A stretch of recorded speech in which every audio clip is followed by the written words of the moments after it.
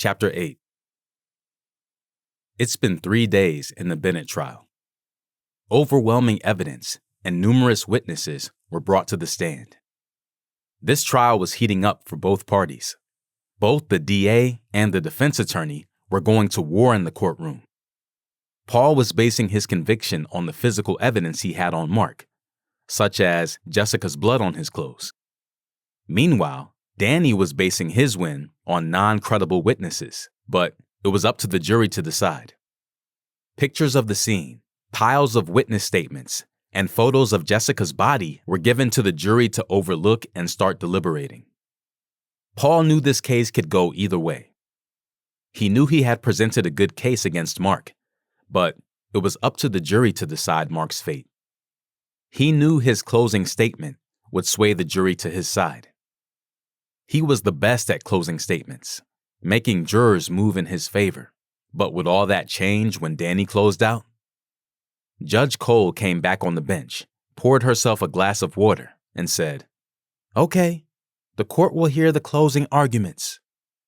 Paul stood up and spoke first. "Ladies and gentlemen of the jury, what we have here is a man who couldn't take no for an answer, a cold-blooded killer who took the life of someone so caring and loving to others. Her parents will never see their only child alive again. Her husband has to grieve the woman he was to spend the rest of his life with, all because of this man's obsession with her." Paul turned to Mark, pointing his finger with a serious face.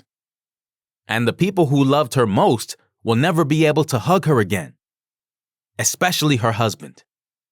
Mr. Taylor was there that day, and he was there for one reason only, and that was to kill Jessica. Let me paint a picture for you. Jessica called Mark over to that house that day to tell him it was over between them and that she wanted to make things right with her husband. Mark couldn't handle the fact that she was breaking it off between them. That's when Mark got angry and shot Jessica in the head, killing her instantly. Did he really care about her? Did he really love her? Or did he just use her for his sexual needs? And when that was over, he chose to kill her. He committed a heinous crime. Look at him," Paul asked the jury. The jury of 12 turned and looked in Mark's direction. "This man is a murderer, a killer, and a coward who couldn't handle rejection," Paul yelled. "And therefore, he belongs behind bars for the rest of his life. Trust me, this man is not innocent. He has not shown an ounce of remorse throughout this entire trial. Think about Jessica. She will never see her family again. She will never have the chance to have kids or grow old with her husband. All because of this murderer who couldn't take no for an answer. And today, I believe I have proved beyond a reasonable doubt that Mark Taylor is, in fact, guilty of murder. And after seeing the evidence and pictures of this crime he committed, there's no way Mark Taylor should be set free." Paul turned to the judge and said, "I have nothing further, Your Honor." Judge Cole: "Okay, Mr. Marcia, do you have anything?" Danny: "Yes, Your Honor." Danny stood to his feet, walked over to the jury booth, and began to speak. "Ladies and gentlemen, I won't take up all your time like Mr. Storm did. Unlike him, we all have lives to get back to," Danny said with a smile, looking at juror number 8. "I'm going to keep it nice and sweet, if that's okay with you guys." A few jurors leaned up in their chairs, curious to hear what Danny had to say. "You are looking for a killer, but I believe that the circumstantial evidence has proved that the person who you're looking for is not in this courtroom. In fact, unfortunately, we still don't know who killed Jessica. What do we know? Yes, we know that my client was there, but the question is, why didn't he make a break for it? Why didn't he leave the scene? He had enough time. My client cooperated with detectives, and he never withheld information from them.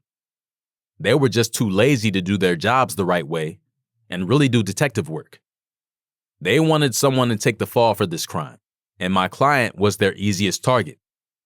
Had my client never showed up at Jessica's home that day, They wouldn't have any suspects to pin this on. Remember, his prints weren't on the gun. There was no gunpowder residue on his hands and clothes. All they have is my client finding Jessica lying there, bleeding from her head.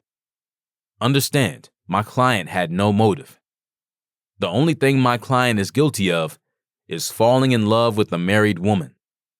As far as we know, she could have killed herself because she couldn't live with the fact that she was committing a sin under the eyes of God.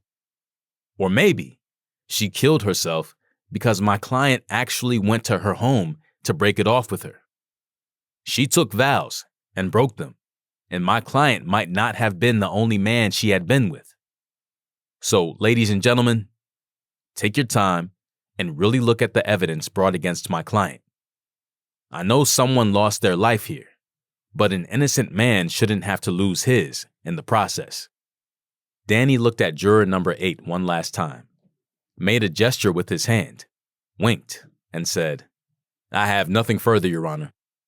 Danny walked over to his desk and sat down next to Mark. He whispered, "You don't have anything to worry about. Trust me." Mark looked at Danny, confused, and said, "Man, they're going to hang me. You see how that jury was looking at me?" Danny smiled and turned his attention to the judge. Judge Cole. "So, ladies and gentlemen of the jury, you've heard all the evidence from both sides. I want to make you aware that this is a case of first-degree murder that holds life or even death. So take your time to deliberate. On Friday, we will resume and we'll hear your verdict. The court is now adjourned until Friday morning at 9 a.m.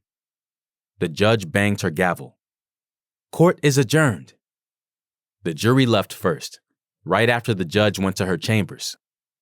The sheriffs cuffed Mark and began to take him down to the holding cells for transfer back to State Road. Mark looked at his attorney and said, "I hope you're sure about this. I can't go to jail for the rest of my life, man." Danny then tapped Mark on his left shoulder and replied, "You will be fine. Get some rest, and I will see you Friday morning."